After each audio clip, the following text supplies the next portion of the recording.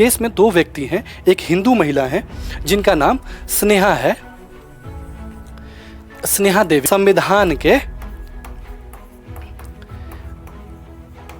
अनुच्छेद 21 का कि जीवन जीने का अधिकार और पार्टनर चुनने का अधिकार, चूंकि संविधान के अनुच्छेद 21 में शामिल है, इसी के बिना पे ये कहती हैं कि हमें भी इसकी सुरक्षा दी जानी चाहिए और हमारे संबंधों को सुरक्षित किया जाना चाहिए न्यायालय के। ये शादाब इनके जो पार्टनर हैं वो 2020 में ही किसी और महिला से शादीशुदा है। अब चूंकि शादीशुदा वाला कॉन्सेप्ट आया तो टारगेटेड ये मुस्लिम वर्ड को इतना हाईलाइट क्यों किया गया है कि मुस्लिम है तो आप नहीं रह सकते हैं। तो मुस्लिम कम्युनिटी में एक टर्म आता है, नाम जिना होता है इसका। पॉइंट ये हो सकते हैं कि LGBTQ का मामला है, यानी कि जो गे हैं लोग, जो लेस्बियन हैं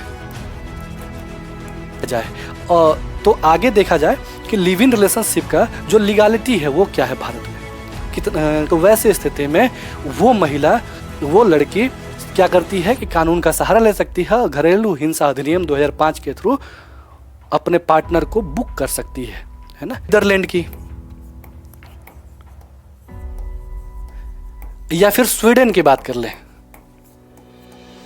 तो यहां पर क्या है, यहां पर एज अ मैरिज देखा जाता है। 8 प्रकार की शादियां थी। अब 8 प्रकार की कौन कौन सी? भारत में एक कॉन्सेप्ट चलता है उप स्त्री का।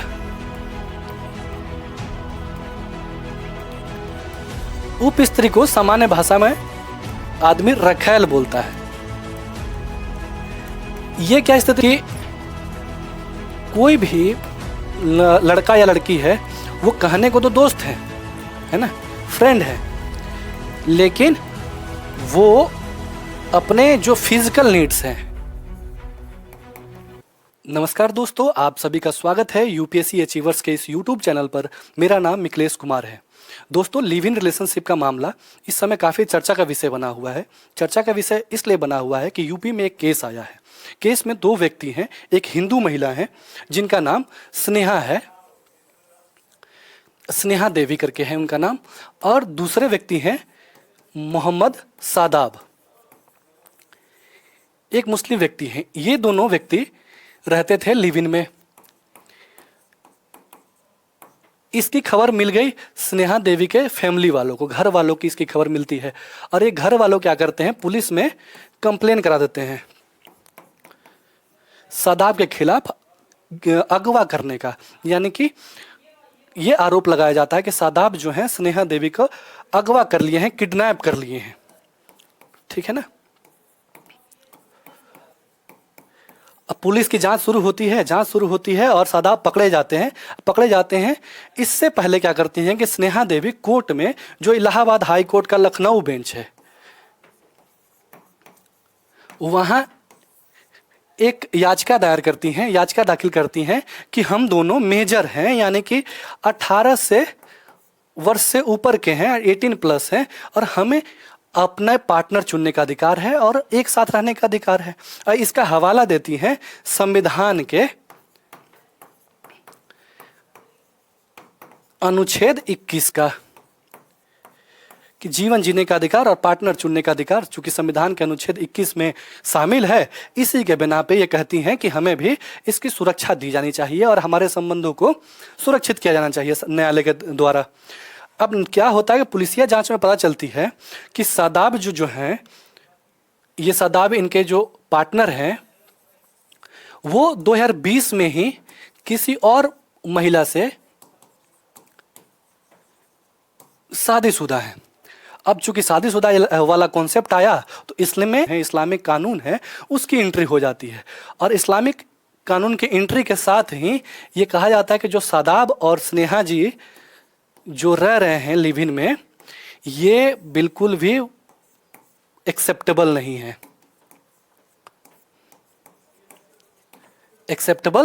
नहीं है, और इनके याचिका को खारिज कर दी जाती है और स्नेहा जी को उनके घर भेज दिया जाता है। ठीक है, तो इस कारण से ये मुद्दा चर्चा का विषय बना हुआ था। अब इस्लाम में एक्सेप्टेबल क्यों नहीं है? जैसे कि इन्होंने ये जजमेंट आप देखेंगे, लाइन इंडियन एक्सप्रेस पेपर का ये लाइन है, जिसमें इलाहाबाद हाई कोर्ट क्या कहता है कि Muslim can not claim rights in live in relationship when having spouse. अगर आपकी पत्नी जीवित है, पत्नी है आपके पास, तो आप लिव इन रिलेशनशिप में नहीं रह सकते यदि आप मुस्लिम समुदाय के हैं तो। ये इलाहाबाद हाई कोर्ट के लखनऊ बेंच का कहना है। अब ये जान लेते हैं कि मुस्लिम्स के ही टारगेटेड ये मुस्लिम वर्ड को इतना हाईलाइट क्यों किया गया है कि मुस्लिम है तो आप नहीं रह सकते। तो मुस्लिम कम्युनिटी में एक टर्म आता है, नाम जिना होता है इसका, ठीक है। जिना का अर्थ क्या होता है? तो जिना को हम हिंदी में या साधारण शब्दों में कहें तो हराम कह सकते हैं, या फिर इसको पाप कह सकते हैं, अंग्रेजी में सिन कहते हैं, है ना। तो ये जिना हो गया। जिना में क्या है कि ऐसे तमाम कार्यों को रोका जाता है, प्रोहिबिट किया जाता है, जिसमें से एक सेक्सुअली इंटरकोर्स भी करना है। अगर शादी से पूर्व कोई पुरुष किसी महिला के साथ या महिला पुरुष के साथ शारीरिक संबंध बनाती है तो वो जिना के रूप में जाना जाता है, ठीक है। तो लिव इन रिलेशनशिप चूंकि इसके कॉन्सेप्ट में मूल में है कि वो पत्नी के और पति के तौर पर शादी से पूर्व रहते हैं, ठीक है। पति पत्नी के तौर हस्बैंड वाइफ के तौर पर रहते हैं, लेकिन इसमें ध्यान देने वाली बात है कि शादी नहीं हुआ है, विदाउट मैरिज।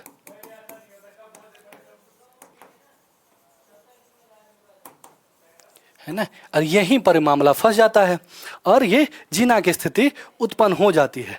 और ये जिना का लॉजिक देने के पीछे ये कारण था मुस्लिम कानून में कि ये जितने भी कर्म हैं, कुकर्म उनकी भाषा में कहे तो, ये सामाजिक ताना बाना जो है, सामाजिक जो सौहार्द है उसको सबको डिस्ट्रॉय कर सकता है ना। एक पति हो और अगर पत्नी हो जाती है तो उस पर उसका लीगल राइट्स होता है और उसके साथ वो ऐसी स्थिति, ऐसे संबंध बना सकता है, जबकि शादी से पूर्व ऐसी स्थिति करता है तो समाज के लिए ठीक नहीं है। ये इस्लामिक कानून के अनुसार है, इसीलिए ये जिना की स्थिति है, पाप की स्थिति है और इसको रोक दिया गया है, ठीक है।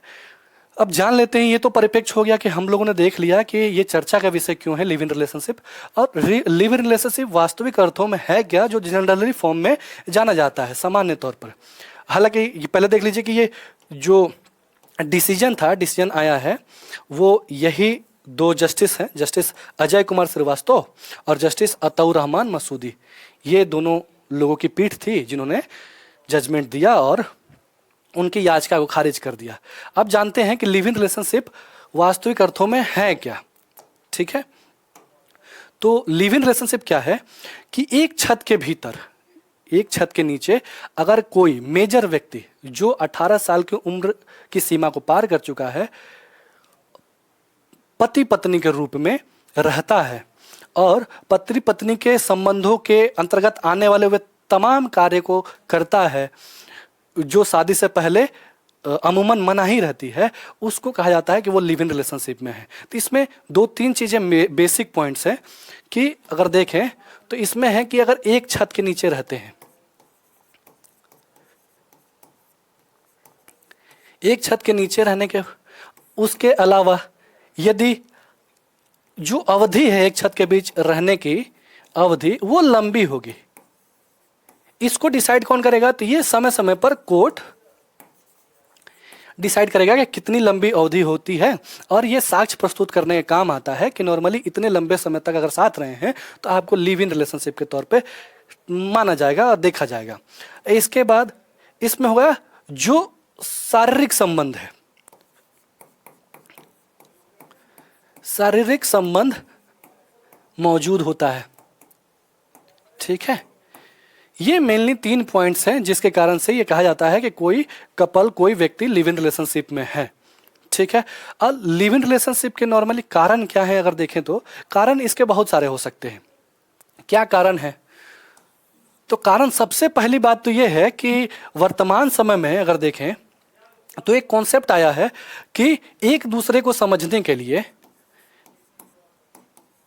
शादी से पहले या फिर पार्टनर की तलाश में एक दूसरे को समझने के लिए क्या करते हैं, जो कपल्स हैं वो लिव इन में जाते हैं। ये तर्क दिया जाता है। ठीक। दूसरी चीज कि अगर बात करें तो इसमें होता क्या कि ये अपना जो सिंगल वाला स्टेटस है ना उसको मेंटेन करना चाहते हैं। सिंगल स्टेटस को मेंटेन करना चाहते हैं कि भाई हम कमिटेड किसी के साथ नहीं है, या फिर मेरी सगाई शादी कुछ नहीं हुई है, या फिर गर्लफ्रेंड वगैरह, मतलब गर्लफ्रेंड तो ऑब्वियस सी बात ये है।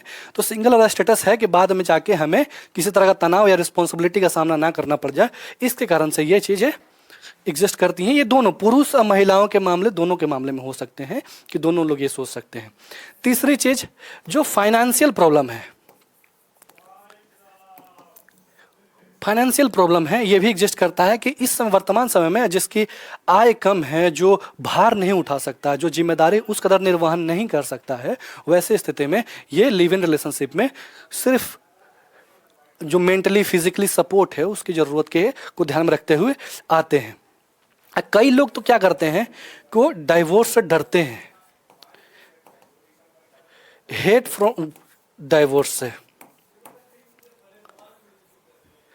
डाइवोर्स से डर लगता है कि मान लीजिए अगर शादी होता है और रिश्ता चलता नहीं है और डाइवोर्स की स्थिति आ जाती है, तो इस बात के भय से भी शादी ही नहीं करेंगे, जिसके कारण से रिश्ते में कोई दिक्कत आए और डाइवोर्स देना पड़े लास्टली, है ना।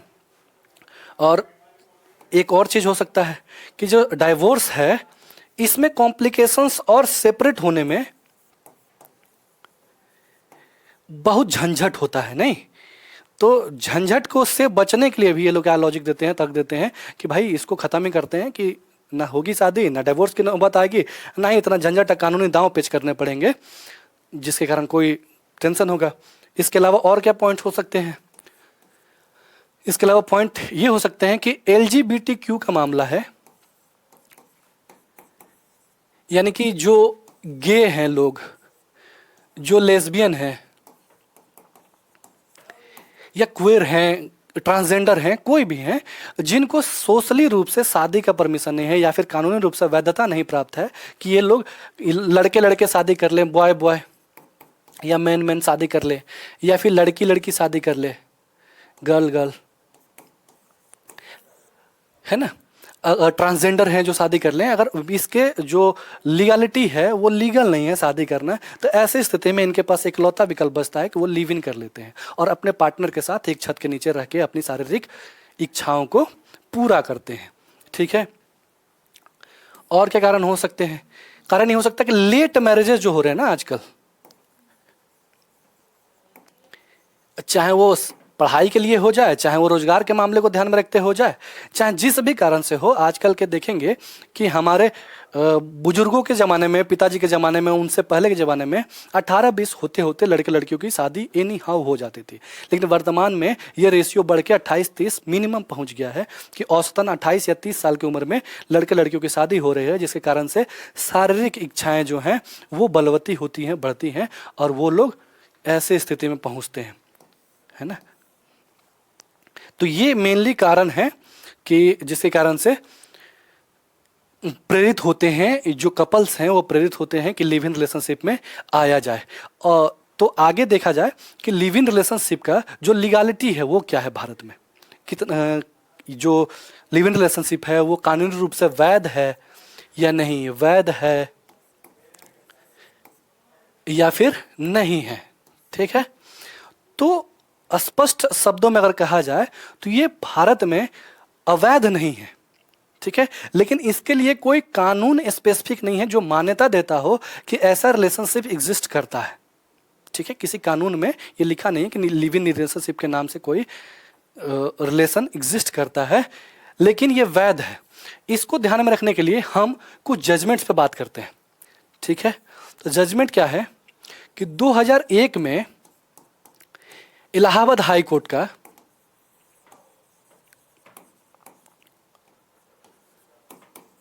एक जजमेंट था। जजमेंट का नाम क्या था?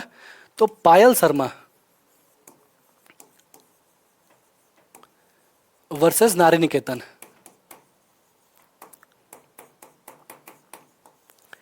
इसमें क्या था कि पहली बार इलाहाबाद हाई कोर्ट ने फर्स्ट टाइम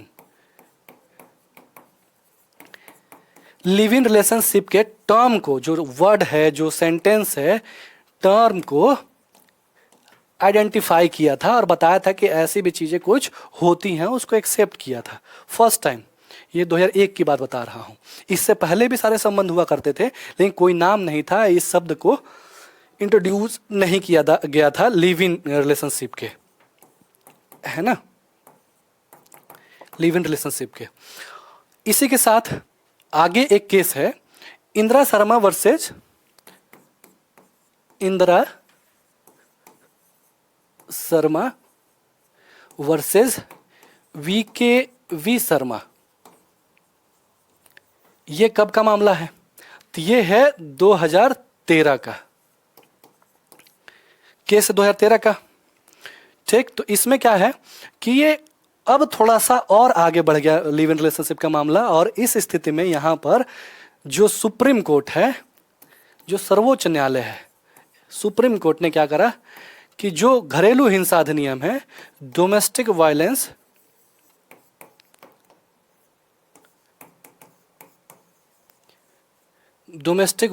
एक्ट 2005 है ना, इसके थ्रू इन्हें रेमेडी की बात कही।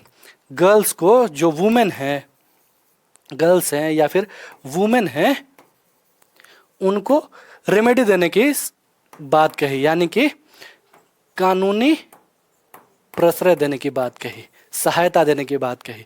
अगर लिव इन रिलेशनशिप में रहते हुए किसी महिला पर किसी पुरुष द्वारा किसी तरह का भी डोमेस्टिक वायलेंस किया जाता है, घरेलू हिंसा किया जाता है, मारपीट किया जाती है, या फिर किसी तरह से प्रताड़ित किया जाता है, तो वैसे स्थिति में वो महिला, वो लड़की क्या करती है कि कानून का सहारा ले सकती है, घरेलू हिंसा अधिनियम 2005 के थ्रू अपने पार्टनर को बुक कर सकती है ना, जेल करवा सकती है।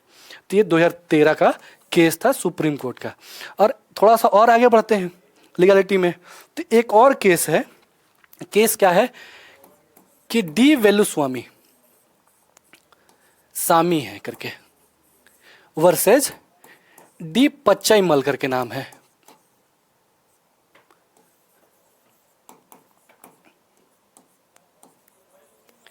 ना। ये मामला है कब का? तो ये है 2010 का, उससे पहले का मामला है। ठीक, तो इसमें क्या होता है कि इसमें सुप्रीम कोर्ट, जो एससी है, सुप्रीम कोर्ट है, वो क्या करता है, मेंटेनेंस की बात करता है। किसकी मेंटेनेंस की बात करता है? यदि पुरुष किसी महिला को लिव इन रिलेशनशिप में रहता है और उससे विच्छेद की स्थिति आती है या फिर साथ में ही है, तो पुरुष का दायित्व है, कर्तव्य है कि वो महिला का मेंटेनेंस दे, वुमेन को मेंटेनेंस उपलब्ध करवाए। ठीक है, और इसके पीछे 2-3 शर्तें थी। शर्तें क्या हैं कि लिव इन रिलेशनशिप में लंबे समय से रह रहे हैं, ठीक है, लॉन्ग टाइम से, और इसके साक्ष्य हों, प्रूफ जरूरी है ना। प्रूफ कैसे इकट्ठा करेगा? कोर्ट डिसाइड करेगा, फोटोज, वीडियोस, या फिर लोग कोई आइडेंटिफाई करे कि इतने लंबे समय से ये लोग रिलेशनशिप में थे और साथ में एक छत के नीचे रहते थे। दूसरी चीज कि ये ऐसे प्रिटेंड करते हो, ऐसे दिखावा करते हो, सोसाइटी के सामने कि वो एज ए हस्बैंड वाइफ रहते हैं, हालांकि शादी नहीं हुई है इनकी, हस्बैंड वाइफ, ठीक है, हालांकि शादी नहीं हुई है, लेकिन प्रिटेंड करते हैं। अगर ऐसे हैं तो वैसी स्थिति में मेंटेनेंस देने के लिए लाइबल होंगे पुरुष। जो मेल हैं वो मेंटेनेंस देंगे महिला को। ये 3 केस है, इसकी मेनली लीगलिटी ये है। इसके कारण से भारत में एग्जिस्ट कर रहा है और चीज़ें लगातार समय के साथ बढ़ती जा रही हैं। और आप देखेंगे कि मेट्रोपॉलिटन सिटीज़, खास तौर पर जो मेट्रोपॉलिटन सिटीज़ हैं, वहाँ पर ये बढ़ चढ़ के चीज़ें दिख रही हैं, ये बहुतायत मात्रा में दिख रही हैं। और इसके पीछे एक और कारण कह सकते हैं होने का कि जो फाइनेंशियल जो इंडिपेंडेंसी आई है ना, किसी पे डिपेंडेंट नहीं है, वुमेन्स भी बाहर निकल रही हैं घर से, महिलाएं बाहर निकल रही हैं पढ़ाई के लिए, जॉब के लिए, और वो भी नहीं चाहती हैं पुरुषों के समान ही किसी तरह का तनाव लेना। तो आपसी सहमति से पुरुष और महिला एक दूसरे के साथ ऐसी स्थिति में, लिव इन रिलेशनशिप की स्थिति में आते हैं और रहते हैं। कई मामलों में काफ़ी चीज़ें बेहतर भी होती हैं और आगे चल के शादियाँ भी हो जाती हैं, जबकि कुछ मामले ऐसे होते हैं जो डरा देने वाले होते हैं, जो तनाव उत्पन्न कर देते हैं समाज में, सामाजिक ताने बाने पर एक प्रश्न चिन्ह लगा देते हैं कि ऐसी स्थिति नहीं होनी चाहिए। और सामाजिक जो संस्था है, जो पारिवारिक संस्था है, जो शादी वाली संस्था है, उसके महत्व को उजागर करते हैं। इसके एग्जाम्पल आप देख सकते हैं शादाब और श्रेया मर्डर केस में, जो लिव इन रिलेशनशिप में दिल्ली में रहते थे और बाद में अपनी जो लिव इन पार्टनर थी श्रद्धा, श्रेया माफ़ कीजिएगा, श्रद्धा जो थी, उसका जो बॉयफ्रेंड था शादाब, उसको बहुत बुरे तरीके से, निर्मम तरीके से हत्या कर डालता है। काफ़ी चर्चा का विषय रहा था, आपने देखा होगा। खैर, अब दूसरे देशों में क्या स्थिति है, भारत के अलावा भी जो विश्व के कुछ देश हैं, उनके कुछ कुछ देशों के देख लेते हैं क्या स्थिति है। तो पहले देखते हैं कि अमेरिका में क्या स्थिति है, यूएस में। तो अमेरिका में भारत जैसे ही कुछ कुछ स्थिति है। जितने भी स्टेट हैं, आप जानते हैं कि अमेरिका के सारे स्टेट्स के अलग अलग कानून नियम कायदे होते हैं, तो मैक्सिमम स्टेट में भारत जैसे ही स्थिति है, कमोबेश, ठीक है। जहाँ पर मेंटेनेंस, वहाँ पर इलीगल तो नहीं है लिव इन रिलेशनशिप में रहना, लेकिन शादी जैसे रूप में दर्जा नहीं दी गई है। वहीं अगर हम बात करें नीदरलैंड की या फिर स्वीडन की बात कर लें, तो यहां पर क्या है, यहां पर एज अ मैरिज देखा जाता है, शादी के तौर पे, शादी के रूप में देखा जाता है। जितने अधिकार पत्नी को शादी के बाद मिलते हैं, ठीक वही अधिकार लिव इन रिलेशनशिप में इन दोनों देशों में मिलते हैं। ये वहां की स्थिति हुई। और अगर इस्लामिक कंट्रीज की बात करें, इस्लामिक कंट्री, तो जैसा कि आपने देखा ऊपर में कि इस्लाम में मनाही है, तो वहाँ पर ये जिना मानते हैं और बहुत ही बुरी तरीके से प्रोहिबिटेड है, रोका गया है। वहाँ पर संभव ही नहीं है कि आप लिव इन रिलेशनशिप में रहें। छुपके से रह ले वो अलग बात है, लेकिन कानून के नज़र में आते हैं तो आपके इस्लामिक कानून के हिसाब से आपका हिसाब होगा और बहुत बर्बर स्थिति या बुरे स्थिति में आपको पहुँचा दी जाएगी। ये दूसरे देशों की मोटा मोटी 2-3 देशों की स्थिति है। अगर देखा जाए तो बहुत दुनिया में देश है, तो उनकी स्थिति के बारे में इतना चर्चा करना मतलब नहीं है। मेनली हम लोग का फोकस था भारत पे, ठीक। अब देखते हैं कि इतिहास क्या है इसका, भारत में इतिहास क्या ये नया कॉन्सेप्ट है। लिव इन रिलेशनशिप नाम से सुन के लग रहा है ये अंग्रेजी का वर्ड है, तो क्या ये नया कॉन्सेप्ट है? तो बिल्कुल नहीं, ये नया कॉन्सेप्ट नहीं है। अगर भारतीय इतिहास में अगर जाएं और ढूंढें तो इसे बहुत सारे साक्ष्य मिलते हैं जो ये कहते हैं कि अलग अलग नामों से अलग अलग समय पर लिव इन रिलेशनशिप हमेशा से एग्जिस्ट करता था। चाहे वो हम प्राचीन इतिहास की बात करें, चाहे मध्यकालीन या फिर आधुनिक भारत या वर्तमान समय में, अलग अलग नामों से ये एग्जिस्ट करता था और अलग अलग इसके सिद्धांत और वैल्यूज हुआ करते थे। तो हम स्टार्ट करते हैं प्राचीन इतिहास से। तो हम लोगों ने मनु का नाम सुना है, मनु शत्रुपा जो होते थे ना, वो वाले मनु। तो मनु कहते हैं अपनी किताब में कि शादी से पहले जो है ना, जो शारीरिक संबंध है शादी से पहले, उसके प्रमाण हैं और मिलते थे, हुआ करते थे, है ना। शारीरिक संबंध शादी से पहले हुआ करते थे।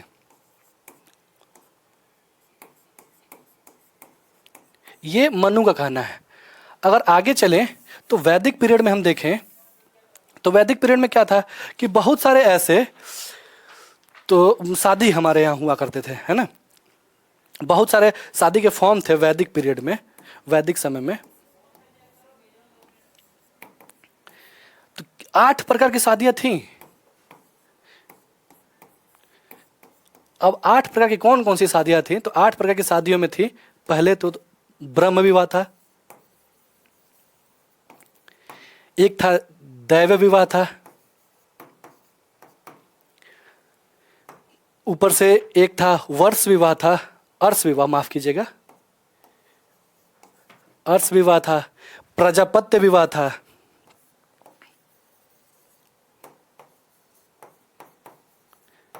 राक्षसी विवाह था, 50 विवाह था, जिसको साधारण शब्दों में 50 विवाह कर लेते हैं, और एक गंधर्व विवाह था। तो ये गंधर्व विवाह जो था,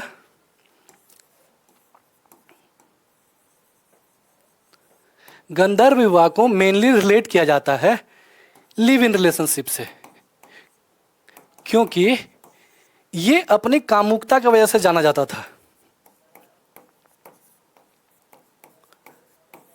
इसमें शादी से पूर्व शारीरिक संबंध का कॉन्सेप्ट हुआ करता था। तो ये गंधर्व विवाह मेनली जाना जाता था, और ये सामान्य रूप में लिया जाता था गंधर्व विवाह को। तो ये वैदिक पीरियड की स्थिति थी प्राचीन भारत में। अगर हम आगे बढ़ते हैं और मध्यकालीन भारत में देखते हैं, तो मिडिवल हिस्ट्री में क्या होती है, मध्यकालीन भारत में एक कॉन्सेप्ट चलता है उप स्त्री का। उप स्त्री को सामान्य भाषा में आदमी रखैल बोलता है। ये क्या स्थिति हुआ करती थी, अगर कोई कपल है, शादीशुदा कपल है, मैरिड कपल है, उसका बच्चा नहीं होता है, बेबी अगर नहीं हो, तो वो क्या करता था कि पुरुष एक महिला से ऐसे कंसेंट से, उसकी सहमति से एक उप स्त्री को अपने पास रख लेता था और संतान उत्पत्ति के लिए ये कार्य करता था। ठीक है, तो ये उप स्त्री कॉन्सेप्ट रहता था। और जब संतान की प्राप्ति हुई या फिर जो संबंध मतलब खत्म हुआ, तो फिर अपने अपने काम से मतलब है। इसमें किसी तरह का कोई लीगैलिटी नहीं होती थी, या फिर दावा करने या मेंटेनेंस देने की बात नहीं होती थी। हाँ, ये होती थी तरह तरह के उस समय बात विचार के हिसाब से, कि जैसी बात, जैसा प्रावधान, कंसेंट जिस बात पर बनती थी, वैसे ये रहते थे। तो उप स्त्री के कॉन्सेप्ट ये मिडवल टाइम में था। मिडवल टाइम में ही आगे चले तो जब मुस्लिम्स आक्रमणकारी आए, भारत में आए, तो चूंकि मुस्लिमों में तो ये जीना के रूप में माना जाता था, लेकिन फिर भी जो उप स्त्री का कॉन्सेप्ट है ये चला, ये आगे बढ़ा और ऐसे चलते रहा। और दूसरी चीज, एक और फॉर्म इसमें जुड़ गई, जुड़ क्या गई, जो यौन शोषण वाली स्थिति। यौन शोषण किया जाने लगा, एक दूसरे के बदले ये इंटरचेंज किया जा सकता था, एक दूसरे की जगह पर इस्तेमाल किया जा सकता था। जरूरी नहीं कि उसमें बच्चे की ही मनोकामना हो, कि बच्चे प्राप्ति के लिए, संतान उत्पत्ति के लिए किसी महिला को उप स्त्री बनाया जा रहा है, बल्कि अपने शरीर की भूख मिटाने के लिए भी, डिजायर को पूरा करने के लिए भी ये जो लोग थे ये उप स्त्री को रखा करते थे। अगर आगे बढ़ें और देखें कि ब्रिटिश काल में क्या हुआ, मॉडर्न इंडिया में क्या हो रहा है, तो मॉडर्न इंडिया में क्या है कि जैसे ही ब्रिटिश गवर्नमेंट आई, इंग्लिश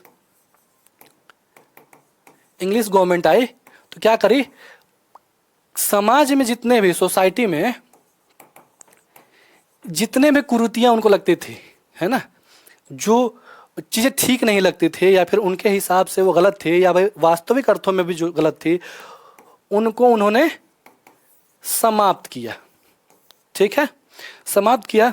लेकिन ये जो उप स्त्री का कॉन्सेप्ट है, ये तो पेपर पर तो समाप्त हो गया। ऐसी स्थिति की नहीं होनी चाहिए, नहीं बनना चाहिए, क्योंकि कई मामलों में महिलाओं का यौन शोषण हुआ करता था। ठीक है, लेकिन ये पूरी तरह से समाप्त नहीं हो पाया कानून के नज़रों में। और अपना जो गुजरात का क्षेत्र है, गुजरात के क्षेत्र में क्या होता है कि एक नया इसी प्रकार का लिव इन रिलेशनशिप टाइप में एक कॉन्सेप्ट निकल के आता है, जिसको बोलते हैं मैत्रेय। मैत्रेय करार बोलते हैं इसको। वो एक कॉन्सेप्ट होता था। ये क्या होता था, एक लीगल बॉन्ड की तरह होता था, लीगल पेपर होता था, स्टाम्प पेपर होता था, उस पर लिखा जाता था कि हम दोनों दोस्ती की स्थिति में रहेंगे, शारीरिक संबंध बनेगा, लेकिन महिला जो है वो किसी तरह का कोई भी क्लेम नहीं करेगी पुरुष पे। अमूमन क्या होता था ऐसी स्थिति में, जो मैत्रीय संबंध होते थे, इसमें एक विवाहित पुरुष होता था और एक अविवाहित लड़की होती थी। वो ऐसे संबंध में बनता था और लीगल पेपर पे बनता था। और देखे तो जो इलीट क्लास है, जो कुलीन वर्ग है, अमूमन ऐसी स्थितियां उत्पन्न करता था। एक के अलावा कई सारी लड़कियों औरतों के साथ ऐसे ये बॉन्ड बनाए रहते थे। लेकिन ये गुप्त रूप से चलता था। इसका मतलब खुलेआम तौर पर प्रदर्शन नहीं किया जाता था, बताया नहीं जाता था। आगे चल के हुआ क्या कि जैसे ही ब्रिटिश गवर्नमेंट को इंडियन गवर्नमेंट को पता चला ये चीज़, उन्होंने क्या करा कि इस बॉन्ड वाले कॉन्सेप्ट को पूरी तरह से खारिज कर दिया और समाप्त कर दिया। ठीक है, लेकिन कहीं ना कहीं गाहे बगाहे छिप छिपा के चीज़ें होती रहीं, लेकिन वो खुले तौर पर ऐसे बॉन्ड क्योंकि मान्यता या फिर क्लेम नहीं कर सकते थे।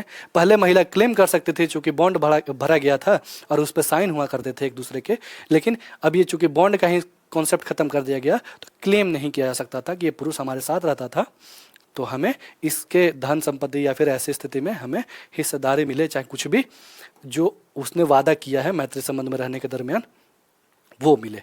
ठीक है, तो ये मॉडर्न हिस्ट्री में। और वर्तमान समय में तो देख ही रहे हैं कि लिव इन रिलेशनशिप के नाम से कुछ कुछ कॉन्सेप्ट अभी काफ़ी तेज़ी से फैल रहा है। अगर 2010 के बाद देखें तो ऐसी स्थितियां बहुत ज़्यादा फैल रही हैं। और वर्तमान समय में कुछ कुछ मामले ऐसे हैं कि 2-4 टर्म और नए आ गए हैं, जैसे वन नाइट स्टैंड। तो वन नाइट स्टैंड में क्या होता है, अगर वन नाइट स्टैंड की बात करें तो ये लिव इन रिलेशनशिप तो नहीं है, लेकिन ये नए चोचले एक तरह से कह सकते हैं।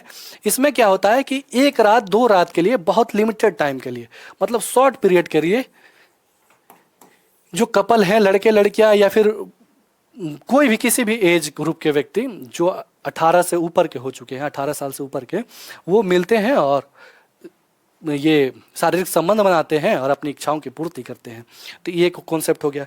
एक दूसरा कॉन्सेप्ट चल रहा है फ्रेंड्स विथ बेनिफिट का।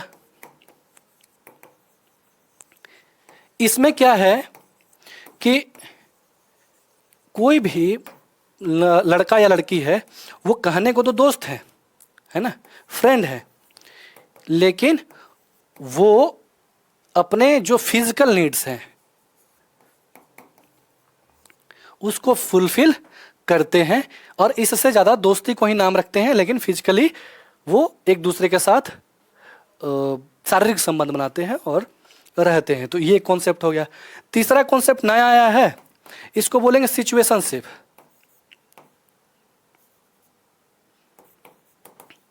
सिचुएशनशिप में क्या है कि अचानक से, कोइंसिडेंस से, अचानक से अगर किसी तरह का अचानक से चीजें घटित हो जाती हैं और कहीं आप घूमने गए, टहलने गए, कहीं मिल लिए 1 दिन 2 दिन के लिए, तो अचानक से किसी तरह का जान पहचान नहीं है या फिर जान पहचान है भी तो इंटेंशन वैसा नहीं था, लेकिन अचानक से ऐसी परिस्थितियां बनी और ये फिजिकली एक दूसरे के साथ हो लिए।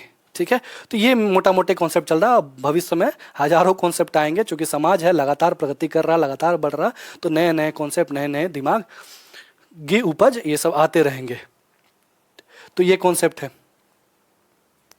हम लोगों ने ऑलमोस्ट तमाम चीज़ें देखी, तमाम पॉइंट्स देखे लिव इन रिलेशनशिप को ध्यान में रखते हुए। अब समाज के नाते हमारा दायित्व ये बनता है कि समय के साथ चीज़ें बदल रही हैं और चूंकि मोबाइल इंटरनेट का ज़माना है, पूरी दुनिया एक गांव की भांति है, सारे जगहों के सूचनाएं आदान प्रदान हो रहे हैं, कल्चर्स, उनका रहन सहन, उठना खाना पीना, हर चीज़ एक जैसा हो रहा और पहले की तरह से संयुक्त परिवार नहीं हो रहा है। और संयुक्त परिवार में कहीं ना कहीं एक तरह से जो पुरुषवादी मानसिकता थी भारतीय समाज में खास तौर पे, वो काफ़ी हावी हुआ करती थी और उसमें महिलाओं का शोषण ज़्यादातर हुआ करता था। तो वैसे स्थिति में आज क्या हो रहा है कि महिलाएं निकल रही हैं बाहर पढ़ने लिखने के लिए, जॉब करने के लिए और स्वतंत्रता की अनुभूति कर रही हैं, और वो इस बात से डरती हैं कि यदि वो शारीरिक यदि वो किसी शादी और किसी संगठन के माध्यम से किसी लड़के के साथ, किसी व्यक्ति के साथ बंध जाएं तो उनका भी शोषण होने लग सकता है। तो वो इस स्थिति, इस संदेह में आके वो चाहती हैं कि हमारा लाइफ स्मूथली चले। ठीक वैसे ही कुछ कुछ लड़कों के साथ भी है कि जिम्मेदारियां बढ़ रही हैं, और जिम्मेदारियां बढ़ रही हैं तो जिम्मेदारियों के दूर भागने के लिए, जिम्मेदारियों को मतलब वहन करने से दूर भागने के लिए क्या कर रहे हैं कि युवा लिव इन रिलेशनशिप जैसे मामलों में आ रहे हैं। तो समाज को समय रहते हुए इस चीज़ को एक्सेप्ट करना चाहिए और धीरे धीरे एक रेगुलेशन के तौर पर, सामाजिक स्थिति के तौर पर कि जहाँ पर दोनों पक्षों का, लड़के लड़की या फिर समाज, किसी का भी नुकसान ना हो, वैसे चलना चाहिए।